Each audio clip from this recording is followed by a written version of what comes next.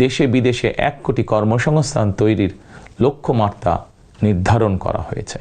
BNP ক্ষমতায় এলে 1 কোটি নতুন কর্মসংস্থানের সুযোগ সৃষ্টি করা হবে বলে জানিয়েছেন দলটির চেয়ারম্যান তারেক রহমান। একই সঙ্গে তিনি আশ্বাস দেন যথাসময়ে সরকারি কর্মচারীদের জন্য নতুন পে স্কেল ঘোষণা করা হবে। জাতীয় নির্বাচন ও গণভোট সামনে রেখে বিটিভি ও বাংলাদেশ বেতারে জাতির উদ্দেশ্যে দেওয়া ভাষণে এসব কথা বলেন তিনি।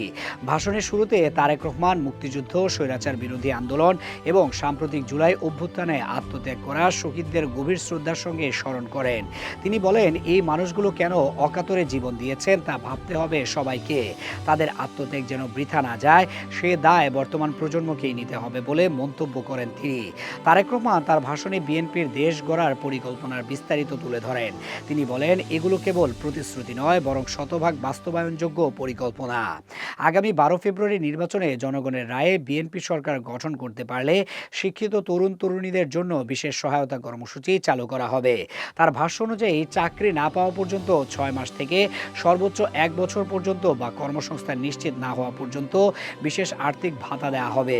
তিনি আরও জানান, বিএনপির পরিকল্পনায় রয়েছে দুর্নীতি দমন, প্রশাসনিক পুনর্গঠন এবং প্রশাসনের দলীয়করণের সংস্কৃতি বন্ধ করা।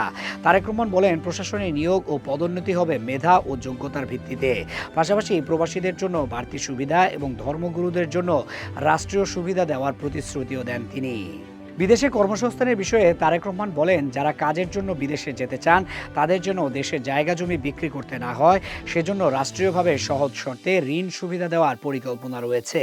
এতে প্রবাসী গিয়ে উপার্জিত অর্থ থেকে পরে ঋণ পরিশোধ করা সম্ভব হবে বলে তিনি উল্লেখ করেন।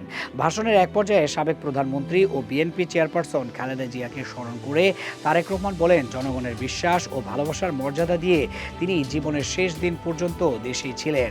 দেশ পরিচালনার সময় অনিচ্ছাকৃত কিছু ভুল হয়ে থাকতে পারে উল্লেখ করে তারেক রহমান সেগুলোর জন্য দেশবাসীর কাছে আন্তরিকভাবে দুঃখ প্রকাশ করেন।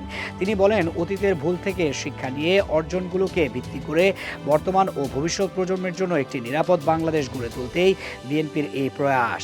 সবশেষে তারেক রহমান বলেন, আগামী 12 ফেব্রুয়ারি জাতীয় নির্বাচনে আবারও ধানের শীষে ভোট দিয়ে বিএনপিকে সুযোগ দেওয়ার আহ্বান জানাচ্ছেন তিনি।